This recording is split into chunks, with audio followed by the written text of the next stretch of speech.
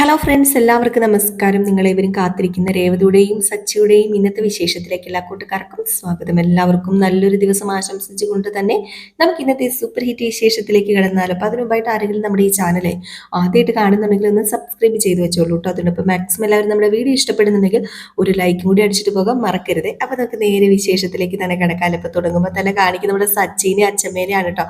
അപ്പോൾ അച്ഛമ്മയുടെ കൂട്ടുകാരികളെ കുറിച്ചൊക്കെ അച്ഛമ്മ ഇങ്ങനെ പറഞ്ഞ് കരയാണ്. അവർ ഇനി കാണാൻ പറ്റില്ലായിരിക്കും അല്ലേടാ സച്ചി, ഒരിക്കലും എനിക്ക് അതിനുള്ള യോഗം ഇല്ലായിരിക്കും അല്ലേടാ സച്ചി.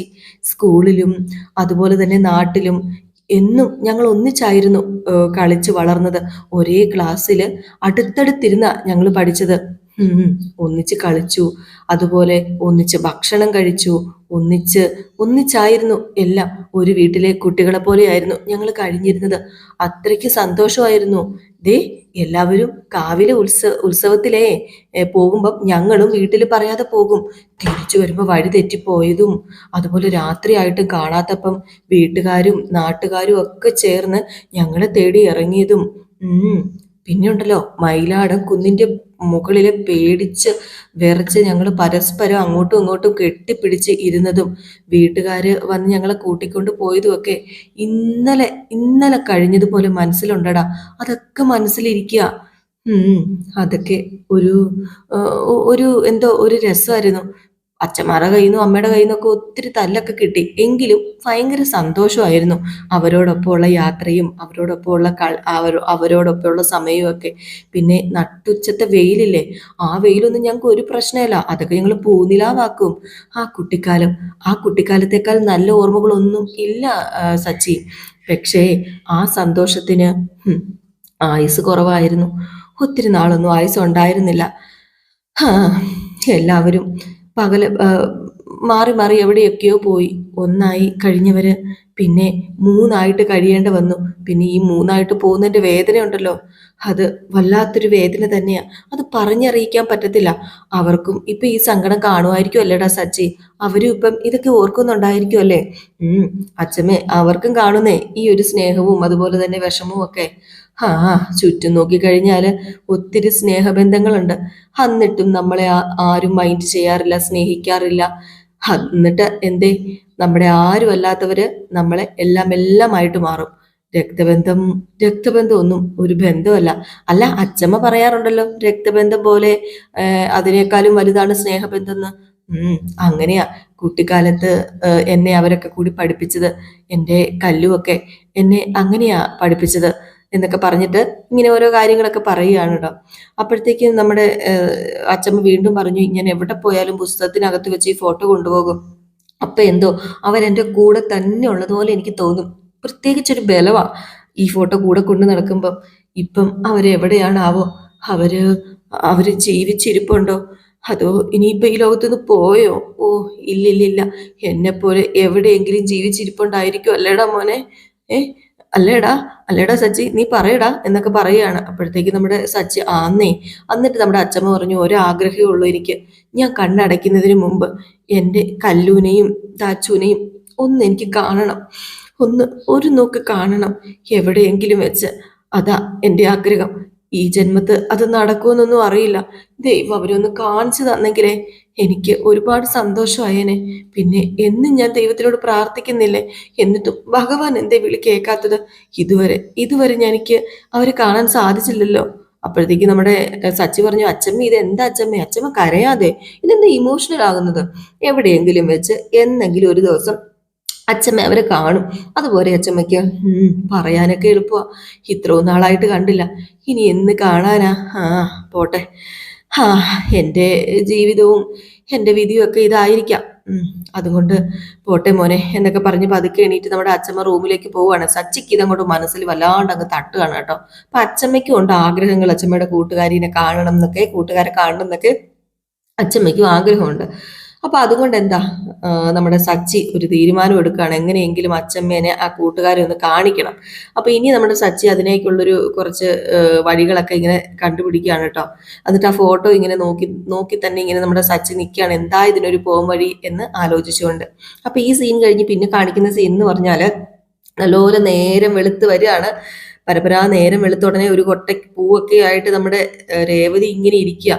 എന്നിട്ട് ഫോണൊക്കെ എടുത്തിട്ട് സമയം ഇത്ര ആയല്ലോ എന്നൊക്കെ പറഞ്ഞുകൊണ്ട് ടെൻഷൻ അടിച്ചിരിക്കുകയാണ്. അപ്പോഴത്തേക്ക് നമ്മുടെ സച്ചി ഇറങ്ങി വന്ന് പറഞ്ഞപ്പോഴത്തേക്കും നമ്മുടെ രേവതി ചോദിച്ചു, അല്ല സച്ചിയുടെ പുറത്തേക്ക് പോകണോ, അല്ല നിനക്ക് എന്തെങ്കിലും മേടിക്കണോ? ആ, എനിക്ക് മേടിക്കാനൊന്നുമല്ല, കെട്ടിവെച്ച മാലയുണ്ടല്ലോ, കുറച്ച് പേർക്ക് കൊടുക്കാനുണ്ടായിരുന്നു. പക്ഷെ ഇപ്പം ഇത്രയും നേരമായി, എന്നിട്ടും സച്ചേട്ടന്റെ ഫ്രണ്ടിനെ കാണുന്നില്ല. സച്ചേട്ടന്റെ ഫ്രണ്ട് അല്ലേ ഇതൊക്കെ കൊണ്ട് കൊടുക്കുന്നത്. എനിക്ക് കാല് വയ്യാതായപ്പം ഈച്ച അവൻ ഇതുവരെ കാണുന്നില്ല. അവനെ കാണുന്നില്ലെന്നോ?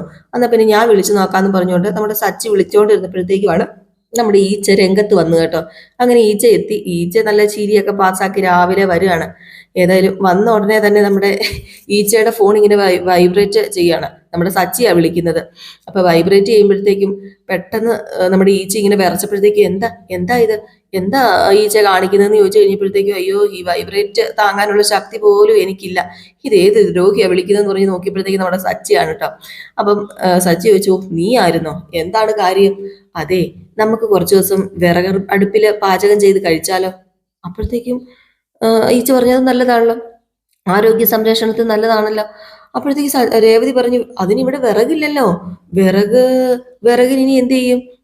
അപ്പോഴത്തേക്കും നമ്മുടെ ഈച്ച പറഞ്ഞു, ആ അത് ശരിയാണല്ലോ, ഇവിടെ വിറകില്ലല്ലേ. വിറക് ഇഷ്ടം പോലെ മേടിക്കാൻ കിട്ടൂലോ. ആ, വിറക് ഇഷ്ടം പോലെ മേടിക്കാൻ പറ്റും, വിറക് കീറാൻ ആളും ഉണ്ടല്ലോ രേവതി ഇപ്പം. അപ്പോഴത്തേക്ക് നമ്മുടെ ഈച്ച ചോദിച്ചു, അതാരാ?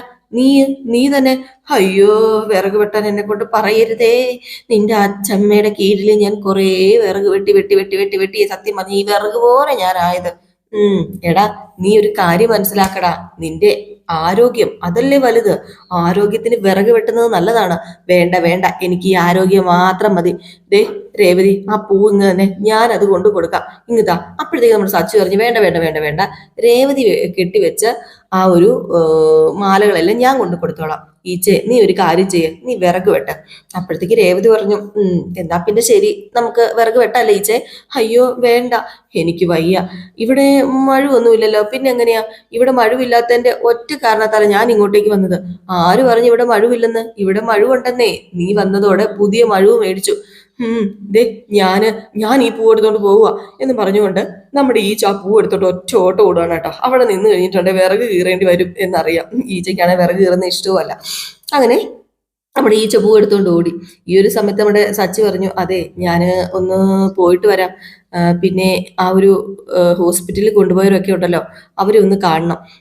നിന്നെ കൊണ്ടുപോയവരല്ലേ, ആക്സിഡന്റ് നടക്കുന്ന സമയം അവരുണ്ടായിരുന്നല്ലോ, അതിനെക്കുറിച്ച് കൂടുതൽ ചോദിച്ചറിയാൻ പറ്റിയ ആൾക്കാർ അവർ തന്നെയാ. ആന്റണിയെക്കെതിരെ ശക്തമായ തെളിവ് കണ്ടെത്തിയേ പറ്റൂ. എന്റെ പൊന്ന് സച്ചേട്ട, ഇനി ആ കേസ് വിട്. ഓ പിന്നെ എടി മിണ്ടാതിരിക്കണേ അവിടെ, എനിക്കിത് മാത്രമേ ചിന്തയുള്ളൂ. എന്റെ രേവതിനെ ഈ അവസ്ഥയിൽ എത്തിയവരെ ഉണ്ടല്ലോ, ഞാനങ്ങനെ വെറുതെ വിടില്ല. തൽക്കാലം ഇതൊന്നും അച്ഛൻ അറിയണ്ട. എനിക്ക് എന്തെങ്കിലും സംഭവിക്കുന്ന കരുതി അച്ഛൻ അതിന്റെ പുറകെ പോകണ്ടെന്ന് പറയും. എന്നാലും എന്നിട്ട് നമ്മുടെ സച്ചി, അച്ഛാ ഞാനൊന്ന് പുറത്ത് പോയിട്ട് വരാമേ, രേവതിനെ ഒന്ന് ശ്രദ്ധിക്കണേ എന്ന് പറഞ്ഞിട്ട് നമ്മുടെ സച്ചി അങ്ങ് ഇറങ്ങി പോവാണ് കേട്ടോ.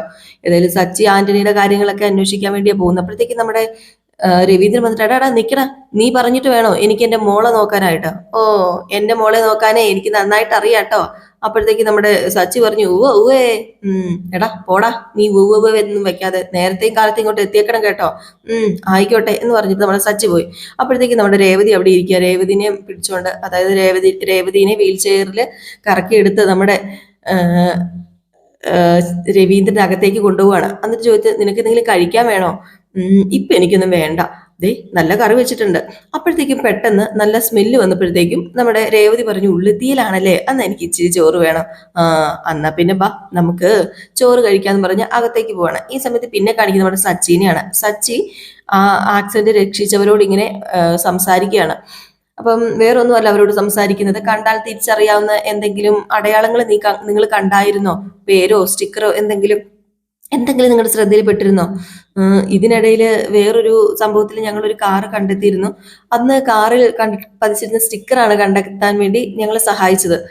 ഏയ്, അങ്ങനെയൊന്നും കണ്ടെത്താൻ ഞങ്ങൾക്ക് കഴിഞ്ഞില്ല, ഞങ്ങൾ അങ്ങനെയൊന്നും കണ്ടിട്ടില്ല. ഒരു ബ്ലാക്ക് കാറായിരുന്നു. അങ്ങനെ അത് മാത്രമേ അറിയത്തുള്ളൂ, ബ്ലാക്ക് കാറാണെന്ന്. വേറൊരു വിവരവും ഞങ്ങൾക്ക് അറിയില്ല. ആ, അത് ഒരു പ്ലാൻ ചെയ്ത ആക്സിഡന്റ് ആണെന്ന് യാതൊരു സംശയവുമില്ല. അല്ല പിന്നെ അത് പോലീസ് അന്വേഷിക്കില്ല, താൻ എന്തിനാ അതിന്റെ പുറകെ നടക്കുന്നത്? ആ, ഞാൻ തന്നെ നടക്കണം, എന്നാലേ അവനെ കണ്ടെത്താൻ പറ്റത്തുള്ളൂ. ഞാൻ അന്ന് അന്വേഷിക്കട്ടെ, നിങ്ങൾ ചെല്ല്, നിങ്ങൾ ബുദ്ധിമുട്ടണ്ട, നിങ്ങളിപ്പോ പൊക്കോളാൻ പറയാം. അങ്ങനെ അവരങ്ങ് മാറി പോവാണ് കേട്ടോ. അപ്പം അവര് പ്രത്യേകിച്ച് ഒന്നും പറയുന്നൊന്നും ഇല്ലല്ലോ. അപ്പൊ നമ്മുടെ സച്ചിക്ക് എങ്ങനെയും കണ്ടെത്തിയേ പറ്റൂ. അപ്പൊ സച്ചി ഇങ്ങനെ പറയുമോ, ഇടിച്ച കാറാണല്ലോ, അപ്പൊ കാറിന് എന്തെങ്കിലും പരിക്ക് കാണും, അപ്പൊ വർക്ക്ഷോപ്പിൽ അവർ കൊടുത്തു കാണുമല്ലോ, അപ്പം വർക്ക്ഷോപ്പിൽ നിന്ന് എന്തെങ്കിലും തുമ്പ് കിട്ടാതിരിക്കത്തില്ല, അപ്പൊ വർക്ക്ഷോപ്പ് വഴി ഒന്ന് അന്വേഷിക്കാന്ന് പറഞ്ഞുകൊണ്ട് നേരെ വർക്ക്ഷോപ്പിലേക്ക് നമ്മുടെ സച്ചി വിട്ടഴിച്ച് പോവുകയാണ് അന്വേഷിക്കാനായിട്ട്. അപ്പോഴത്തേക്കുമാണ് പെട്ടെന്ന് ഒരു ഫോൺ കോൾ വരുന്നത്. അങ്ങനെ നമ്മുടെ സച്ചി ഫോൺ കോൾ എടുക്കുകയാണ്. ഫോൺ കോൾ എടുത്തിട്ട് ഹലോ എന്ന് വെച്ചപ്പോഴത്തേക്കും ആ ഹലോ സാർ, എന്താ സാർ വിളിച്ചത് എന്നൊക്കെ ഇങ്ങനെ ചോദിക്കുന്നു. അപ്പൊ പോലീസുകാരനെ കണ്ടാ വിളിച്ചത്. അപ്പോഴത്തേക്കും അപ്പുറത്തുനിന്ന് പോലീസ് പറയുന്നു ആക്സിഡന്റ് നടത്തിയത് ആരാണെന്ന് കണ്ടെത്തി കൈയോടുകൂടി പിടികൂടി പോലീസ് സ്റ്റേഷനിൽ എത്തിച്ചിട്ടുണ്ട്. പെട്ടെന്ന് തന്നെ അവനെ കോടതിയിൽ ഹാജരാക്കും. അല്ല, അവനേതാ, അവന്റെ പേരെന്താണ്? നേരി കാണുമ്പോ അറിയാലോ, തനിക്ക് പരിചയമുള്ള ആള് തന്നെയാ. ദേ പെട്ടെന്ന് വാ, സ്റ്റേഷനിലേക്ക് വാ. എന്നാ പിന്നെ ശരി സാറേ, ഞാൻ ഇപ്പൊ വരാം, താങ്ക് യു സാർ എന്ന് പറഞ്ഞിട്ട് ഫോൺ കട്ട് ചെയ്യാം. പക്ഷെ ഈ പോലീസുകാരന്മാർ എന്തോ നമ്മുടെ സച്ചിനെ കൊടുക്കാനാണ് കേട്ടോ. അപ്പം അവിടെ കോൺസ്റ്റബിൾ പറഞ്ഞു, സാറേ ആക്സിഡന്റ് നടത്തിയവന്മാരെ നമ്മൾ പിടികൂടിയിട്ടില്ലല്ലോ, ആ കേസ് ഇതുവരെ നമ്മൾ അന്വേഷിച്ചു പോലും ഇല്ല, പിന്നെ എന്തിനാ സാർ അങ്ങനെ പറഞ്ഞത്? അവനെതിരെ ഒരു പെണ്ണിവിടെ പരാതി തന്നിട്ടില്ലേ, അറസ്റ്റ് ചെയ്യാന് നമ്മൾ എന്തിനാ വെറുതെ അവന്റെ പുറകെ നടന്ന് സമയം കളയുന്നത്? അവൻ ഇങ്ങോട്ട് വരട്ടെ, ഇവിടെ നമുക്ക് അറസ്റ്റ് ചെയ്യാം. ഓ, അപ്പൊ പെണ്ണിന്റെ കേസില് അറസ്റ്റ് ചെയ്യാനാണല്ലേ അവനെ ഇങ്ങോട്ട് വിളിച്ചത്? അതെന്നേ, ഈ കസേരയിൽ എഴുന്നേക്കാതെ തന്നെ അത് സാധിക്കാൻ പറ്റും, എനിക്കത് സാധിക്കും, ഞാനത് സാധിക്കും. ഞാൻ ആരാന്നാ താൻ വിചാരിച്ചത്? അവന് ഇവിടെ വരും, അവന് ഞാൻ വിലങ്ങ് വെച്ച് ലോക്കപ്പിലിടും. ഈ ഒരു സമയത്ത് പിന്നെ കാണിക്കുന്നത് നമ്മുടെ ഈച്ചേനെയാണ്. അപ്പൊ ഈച്ച നേരെ സച്ചിനെ വിളിക്കുകയാണ്. സച്ചിനെ വിളിച്ചിട്ട്, അതെ ഞാൻ ഫ്രീ ആയിട്ടോ, പിന്നെ നീ ഈ ആക്സിഡന്റ് പിന്നില് ആരാണെന്ന് അറിയാൻ ഇറങ്ങി പുറപ്പെട്ടതല്ലേ, വേണമെങ്കിൽ ഞാനും കൂടെ വരാം. ഈ അന്വേഷണ ഉദ്യോഗസ്ഥനും ഒരു സഹായി വേണമല്ലോ. തൽക്കാലം എനിക്കിപ്പോ സഹായിനെ ആവശ്യമില്ല, ഞാൻ അന്വേഷണം നിർത്തി. ആ ആക്സിഡന്റ് നടത്തിയ ക്രിമിനലിനെ പിടികിട്ടി എന്ന് പറഞ്ഞുകൊണ്ട് SI വിളിച്ചിരുന്നു, ഞാൻ അങ്ങോട്ടേക്ക് പോവാ. അപ്പം അവനെ പിടികൂടിയോ സച്ചി? അല്ല, ഏതാടാ ആ ദ്രോഹി, ആരാണെന്നൊന്നും അറിയില്ല, ഞാൻ അവനെ കാണാൻ പോവാ. എടാ, പോലീസ് സ്റ്റേഷനാണെന്നൊന്നും നീ നോക്കണ്ടാട്ടോ, അവനെ കിട്ടിക്കഴിഞ്ഞാൽ 2 പേട വെച്ച് കൊടുത്തേരെ, അവന്റെ മൂക്കിലെ പഞ്ചർ ഇളക്ക്. അത് നീ പറയണോ? ഞാൻ വിളിക്കാം ഇപ്പൊ നീ വെക്ക എന്ന് പറഞ്ഞ് ഫോണും കട്ട് ചെയ്യാണ് കേട്ടോ. ഏതായാലും നമ്മുടെ സച്ചി അറിയുന്നില്ലല്ലോ സച്ചി പോവാ പോകുന്നത് വലിയ കുഴിയിലേക്കാണെന്ന്. പിന്നെ കാണിക്കുന്ന ഈച്ചേനെയാ. അപ്പം ഈച്ച ഇങ്ങനെ മനസ്സിൽ വിചാരിക്കുക, അവനെ പൊക്കി ഇന്ന് അവന് സച്ചിയുടെ താണ്ഡവം കാണാം എന്നൊക്കെ ഈച്ച ഇങ്ങനെ മനസ്സിൽ വിചാരിക്കുന്നുണ്ട് കേട്ടോ. ഇതേ സമയം വീണ്ടും കാണിക്കുന്ന പോലീസ് സ്റ്റേഷനാണ്. അങ്ങനെ നമ്മുടെ സച്ചി നേരെ പോലീസ് സ്റ്റേഷനിലേക്ക് ചെന്ന് ഓടിച്ചെന്ന് കയറുക. എന്നിട്ട് സാർ, SI സാർ വിളിച്ചിരുന്നു, ഞാനിന്ന് കയറി പൊക്കോട്ടെ എന്ന് ചോദിച്ചപ്പോൾ ആ ചെല്ലെന്ന് പറയുകയാണ്. അങ്ങനെ ചെന്നപ്പോഴത്തേക്കും ആ പോലീസുകാരന് വേറൊരു പോലീസുകാരനും കൂടെ സംസാരിച്ചുകൊണ്ടിരിക്കുകയാണ് കേട്ടോ. പരാതി അന്വേഷിക്കണമല്ലോ, ഇത് വെറുതെ നമ്മള് ഒരാളെ ലോക്കപ്പിൽ ഇടാൻ പറ്റുമോ എന്നൊക്കെ കോൺസ്റ്റബിൾ ചോദിച്ചപ്പോഴത്തേക്കും അതൊന്നും നമുക്ക് പറ്റും, അതൊക്കെ നമുക്ക് പറ്റും, കാരണം അവർക്ക് പരിക്കൊക്കെ ഉണ്ടല്ലോ, പിന്നെ ഹോസ്പിറ്റലിൽ പോയതിന്റെയും അതുപോലെ ഡോക്ടറിന്റെ ഒക്കെ റിസൾട്ടും ഉണ്ടല്ലോ, പിന്നെ എന്താ കുഴപ്പമെന്ന് പറഞ്ഞു. അപ്പോഴത്തേക്കും നമ്മുടെ സച്ചി ഓടി വന്നിട്ട്, ദേ അവനെന്തിയെ സാർ അവനെന്തിയെ സാറിന് ചോദിച്ചപ്പോഴത്തേക്കും അവനെന്തിയെന്നോ, അവനെ ഞാൻ കാണിച്ചു തരാം സാറേ, ഇപ്പൊ എനിക്ക് കാണണം. എടോ, അവനിവിടെ ഇല്ല, ഞാൻ ആ കേസ് ഇതുവരെ അന്വേഷിച്ചില്ല, നിന്റെ സംശയത്തിന്റെ പുറകെ പോയി സമയം കളയാൻ ഞങ്ങൾക്ക് വേറെ പണിയൊന്നുമില്ലേടോ. ദേ സാർ, പിന്നെ എന്തിനാ എന്നെ ഇവിടെ വിളിച്ചു വരുത്തിയത്? വിളിച്ചു വരുത്തിയത് എന്തിനാണെന്ന് തനിക്ക് അറിയണം അല്ലേ? പോലീസ് സ്റ്റേഷനിലേക്ക് വിളിച്ചു വരുത്തി അറസ്റ്റ് ചെയ്യുന്നു കേട്ടിട്ടില്ലേ, അത് തന്നെ. അറസ്റ്റ് ചെയ്യാനോ, എന്നെയോ? അതേന്നെ, നിന്നെ തന്നെ അറസ്റ്റ് ചെയ്യാനാ വിളിച്ചു വരുത്തിയത്. നിന്നെ അറസ്റ്റ് ചെയ്ത് ഇന്നിവിടെ ലോക്കപ്പിൽ ഇടാൻ പോവാ. നീ ആന്റണിയുടെ സ്ഥാപനത്തിൽ പോയി എന്തോ കലാപരിപാടികൾ കാണിച്ചല്ലോ. അല്ല, അവിടെ ഞാൻ പോയിരുന്നു, അവിടെ എന്ത് കലാപരിപാടിയാണ് ഞാൻ കാണിച്ചത്? എന്റെ ഭാര്യയെ അപകടപ്പെടുത്തിയത് ആന്റണിയാണോ എന്ന് സംശയമുണ്ട്, അത് ചോദിക്കാൻ വേണ്ടി ഞാൻ അവന്റെ സ്ഥാപനത്തിൽ പോയത്, അല്ലാതെ ഞാൻ അവിടെ കലാപരിപാടി ഒന്നും വെച്ചിട്ടില്ല. ഓ, നീ അത് അവനോടല്ലേ ചോദിക്കേണ്ടത്. നീ എന്തിനാ അവിടെയുള്ള പെണ്ണിന്റെ മേത്ത് കൈവച്ചത്? സാർ എന്തൊക്കെയാ പറയുന്നത്? പെണ്ണിന്റെ ദേഹത്ത് കൈവച്ചെന്നോ? ഞാൻ ആ പെണ്ണിനെ ഒന്നും തൊട്ടിട്ട് പോലുമില്ല. ആന്റണിയെ നീ തല്ലുന്നതിനിടയിൽ അവളെ കേറി നീ പിടിച്ചു, അതിനെ തല്ലി ചതച്ചു. അല്ല, സാറിനോട് ആരാ ഇതൊക്കെ പറഞ്ഞത്? ആന്റണിയായിട്ട് ചെറിയൊരു പ്രശ്നം ഉണ്ടായി, അതിനിടയിൽ കയറി വന്ന് ആ സ്ത്രീ സംസാരിച്ചു, ഞാൻ ആ സ്ത്രീ ഒന്നും ചെയ്തിട്ടില്ല. ദേ, ആ സ്ത്രീ ഉണ്ടായിരുന്നത് കൊണ്ട് മാത്രം ഞാൻ അവിടുന്ന് പെട്ടെന്ന് ഇറങ്ങി പോകുന്നത്. ഓ, ഞങ്ങൾ അതൊക്കെ അങ്ങ് വിശ്വസിക്കണം അല്ലേ? എടാ, അപ്പൊ ഇതെന്താടാ, നോക്കടാ, ഇതെന്താണെന്ന് നോക്കടാ എന്ന് പറഞ്ഞ് ആ റിപ്പോർട്ട് കാണിക്കുകയാണ്. അതായത് ഡോക്ടർ കൊടുത്ത റിപ്പോർട്ടും അഞ്ജന എന്ന് പറയുന്ന സ്ത്രീ കൊടുത്ത പരാതിയൊക്കെ. അപ്പൊ ഇതൊക്കെ കാണിച്ചു കഴിഞ്ഞപ്പോഴത്തേക്കും, ഇതെന്താ സാർ, ഒരിക്കലും ഞാൻ അങ്ങനെയൊന്നും ചെയ്തിട്ടില്ല. ഓ, പിന്നെ എന്നിട്ടാണോ നീ അവര് മർദ്ദിച്ച് പരിക്കേൽപ്പിച്ചതാണെന്ന് അവര് പറയുന്നതും ഡോക്ടറുടെ സർട്ടിഫിക്കറ്റ് കൊണ്ടുവന്നതും ഒക്കെ? അതിനുള്ള തെളിവും എല്ലാം കയ്യിൽ കിട്ടി. പിന്നെ എന്തിനാ താൻ ഇനി നുണ പറയുന്നത്? സച്ചി, നീ സത്യം പറ. ദേ, ഒരിക്കലും ഇല്ല സാറേ. അത് കൊള്ളാലോ, അവര് വേറെ ആരുമായിട്ടെങ്കിലും അടി ഉണ്ടായി കാണും, ഒരിക്കലും ഞാൻ അവരെ തൊട്ടിട്ടില്ല. ഉം. ആന്റണിക്കൊപ്പഴാ വന്നിട്ടാ ആ സ്ത്രീ പരാതി തന്നത്. രണ്ടുപേർക്കും പരിക്ക് പറ്റിയിട്ടുണ്ട്. പരാതി തന്നതേ ഒരു സ്ത്രീയാ. തനിക്കെതിരെ എനിക്ക് ആക്ഷൻ എടുത്തേ പറ്റൂ. സാർ, എന്താ സാർ ഇത്? വെറുതെ ഇങ്ങനെ കഥയറിയാതെ ആട്ടം ആടാതെ. ഞാൻ തെറ്റൊന്നും ചെയ്തിട്ടില്ല. ആന്റണിയും ഞാൻ തമ്മിൽ പ്രശ്നങ്ങളൊക്കെ ഉണ്ട്. ഇതൊരു കള്ളപ്പരാതിയാ സാറേ. കള്ളം പറയുന്ന ആരാന്ന് എനിക്ക് നന്നായിട്ട് അറിയാം. അത് നീയാ. എന്റെ പൊന്നു സാറേ, ഞാനല്ല. നല്ല പെട വെച്ച് തന്നാലേ നീ സത്യം പറയും. തത്ത പറയുന്ന പോലെ നീ പറയും. പറയൂടാ നിന്നെക്കൊണ്ട്, പറയിപ്പിക്കൂടാ നിന്നെക്കൊണ്ടെന്ന് പറഞ്ഞുകൊണ്ട് നമ്മുടെ സച്ചിനെ അടിക്കാൻ തുടങ്ങുകയാണ് കേട്ടോ പോലീസുകാരൻ. ഏതായാലും സച്ചി കൈ അങ്ങോട്ട് പിടിച്ച് തടഞ്ഞു. ഇങ്ങനെ കൈ പിടിച്ച് തടഞ്ഞിട്ട് ഇങ്ങനെ ഒടിക്കാൻ വേണ്ടി തുടങ്ങിയപ്പോഴത്തേക്കും കുറെ പോലീസുകാർ വന്നു. ഏതായാലും പോലീസുകാരെല്ലാം കൂടെ വന്നിട്ട് എന്ത് ചെയ്തു, നമ്മുടെ സച്ചിനെ ലോക്കപ്പിനകത്ത് ഇടുവാണ്. ഏതായാലും ഈ സമയത്ത് ആ പോലീസുകാരന് നല്ല ദേഷ്യം വന്നു കേട്ടോ. എന്നിട്ട് ആ പോലീസുകാരൻ പറഞ്ഞു, നീ എന്റെ ദേഹത്ത് കൈവച്ചല്ലടാ, നീ ജയിലിൽ പോകൂടാ, ഇനി ഞാൻ നിനക്ക് യാതൊരു ദാക്ഷിണ്യവും തരില്ല, നീ ശ്രീവീടന്റെ കേസിൽ ജയിലിൽ പോകാൻ പോവാന്ന്. സച്ചി ആകെപ്പാടെ പെട്ടുപോകുന്ന ഒരു അവസ്ഥയായിട്ടോ. ഏതായാലും ഈ സീൻ കഴിഞ്ഞ് പിന്നെ കാണിക്കുന്ന നമ്മുടെ രേവതി സച്ചിനെ ഇങ്ങനെ കാത്തിരിക്കുകയാണ് കേട്ടോ. എന്നിട്ട് നേരെ വിരട്ടിയിട്ടും കാണില്ല. അപ്പൊ അച്ഛമ്മ വന്നിട്ട് ഇത് എന്ത് പറ്റി, ഇതെന്താ കാണാത്തത് അവനെ, അവൻ എവിടെ പോയതാ എന്ന് ചോദിച്ചപ്പോഴത്തേക്ക് രേവതി പറഞ്ഞു, അത് പിന്നെ ആക്സിഡന്റ് നടത്തിയവനെ പിടികൂടാതെ ഒരു സമാധാനവും കിട്ടില്ലെന്ന് പറഞ്ഞ് ആ വഴിക്ക് അന്വേഷിച്ച് പോയതാ എന്ന് പറഞ്ഞപ്പോഴത്തേക്ക് രവീന്ദ്രൻ പറഞ്ഞു, ഓ, ഞാൻ കരുതി അതൊക്കെ അവൻ മറന്നു കാണുന്നു. അപ്പം അച്ഛമ്മ പറഞ്ഞു, അങ്ങനെ മറക്കാൻ പറ്റുമോ? അവന്റെ ഭാര്യയുടെ ജീവൻ എടുക്കാൻ നോക്കിയവരെ വെറുതെ വിടാൻ പറ്റുമോ? എന്തിനാ അമ്മ ഇങ്ങനെ എരിവ് കയറ്റി കൊടുക്കുന്നത്? ഞാൻ എരിവ് കയറ്റി കൊടുക്കുന്നൊന്നുമല്ല, സത്യ പറഞ്ഞത്. അവനെ ഒരാണാ, അവൻ അതുകൊണ്ട് കുറച്ച് തൻ്റെ ഇടവും ഒക്കെ ഉണ്ട്. ഓ, എന്റെ പൊന്നമ്മേ, അവൻ ഇത് എവിടെ പോയി അന്വേഷിക്കും? അവൻ ആരെങ്കിലും സംശയമുണ്ടോ? അത് ഒരാളെ സംശയമുണ്ട് അച്ഛാന്ന് രേവതി പറഞ്ഞു. അപ്പൊ അച്ഛമ്മ ചോദിച്ചു, ആരെയാ സംശയം? അത് ആന്റണിയെ. ഈ നാട്ടിലെ ഒരു ചെറിയ ക്രിമിനലാ. അവനെ അവനെ ചെറിയൊരു സംശയമുണ്ട്. അല്ല, അവനെ സംശയിക്കാൻ മാത്രം സച്ചിയുടെ കയ്യിൽ തെളിവുണ്ടോ? ആ, തെളിവ് കണ്ടെത്താൻ വേണ്ടിയിട്ടാണല്ലോ സച്ചേട്ടൻ ഇവിടുന്ന് പോയത്.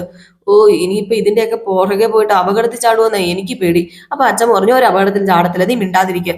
രേവതി മോളെ അപകടത്തിൽപ്പെടുത്തിയവരെ പിടിയിൽപ്പെടുത്തിയിട്ട് വേണ്ട ശിക്ഷ കൊടുത്തില്ലെങ്കിൽ അവർ വീണ്ടും വീണ്ടും ഇത് ആവർത്തിച്ചുകൊണ്ടിരിക്കും. അതെ അച്ഛമ്മേ, ഇത് തന്നെയാ സച്ചേട്ടനും പറയുന്നത്. അവർ വീണ്ടും എന്തെങ്കിലും ചെയ്യുന്നുള്ള ചെറിയ ഭയം സച്ചേട്ടനുണ്ട്. അതുകൊണ്ട് തന്നെയാ സച്ചേട്ടൻ എൻ്റെ അടുത്ത് നിന്ന് മാറാത്തത്. അപ്പൊ രവീന്ദ്രൻ പറഞ്ഞു, നിങ്ങൾ ഈ സംശയിക്കുന്നത് ചില്ലറക്കാരനല്ലെന്ന് അറിയത്തില്ലേ? അവനൊന്നും നഷ്ടപ്പെടാനില്ല. കുടുംബമില്ല, കുട്ടികളില്ല, ബാധ്യതകളില്ല, ആരുമില്ല. പക്ഷേ ദേ, നമുക്ക് എല്ലാവരും ഉണ്ട്. നഷ്ടം നമുക്കായിരിക്കും. മോളെ, നീ ഒന്ന് ശ്രദ്ധിക്കണം. അപ്പോഴത്തേക്ക് നമ്മുടെ സച്ചി പറഞ്ഞു, ഓ, സച്ചിയല്ല, അച്ഛമ്മ പറഞ്ഞു, പിന്നെ ഇവളെ ഞാൻ ശ്രദ്ധിച്ചോളാം. ഏതവനെ തൊടാൻ വരുന്നൊന്ന് കാണണമല്ലോ ഒന്ന്. ആഹാ, ഞാൻ സമ്മതിച്ചു തരത്തില്ല. സച്ചിനെ വിളിച്ചിട്ട് ഞാൻ പറയും അവനിട്ട് രണ്ടെണ്ണം കൊടുക്കാന് എന്നൊക്കെ നമ്മുടെ അച്ഛമ്മ പറയപ്പോഴത്തേക്ക് രവീന്ദ്രൻ പറഞ്ഞു, നീ ഒരു കാര്യം ചെയ്യും മോളെ, സച്ചിനെ ഒന്ന് വിളിച്ച് പറയേ, പെട്ടെന്ന് വരാൻ പറയാന്. ഈ ഒരു സമയത്ത് സച്ചിനെ വിളിക്കുക. ഫോൺ റിങ് ചെയ്യുന്നുണ്ട്, ഫോൺ എടുക്കുന്നില്ല. ഫോൺ എവിടെയാ? ഫോൺ പോലീസ് സ്റ്റേഷനിൽ ഇരിക്കുമല്ലോ, പിന്നെ എങ്ങനെ എടുക്കാനാ? അങ്ങനെ ആകെപ്പാടെ മൊത്തം പ്രശ്നമാവുകയാണ് കേട്ടോ. രേവതിക്ക് മൊത്തം സങ്കടം ആവുകയാണ്. നമ്മുടെ സച്ചി എവിടെയാന്ന് പോലും അറിയത്തില്ല. അപ്പൊ ഈ ഒരു സീൻ കാണിച്ചിട്ടാട്ടോ ഇന്നത്തെ വിശേഷം അവസാനിക്കുന്നപ്പോൾ എല്ലാവരും കാത്തിരിക്കും. അടുത്ത വിശേഷത്തിനായിട്ട് അടുത്ത വിശേഷവുമായിട്ട് കാണാം.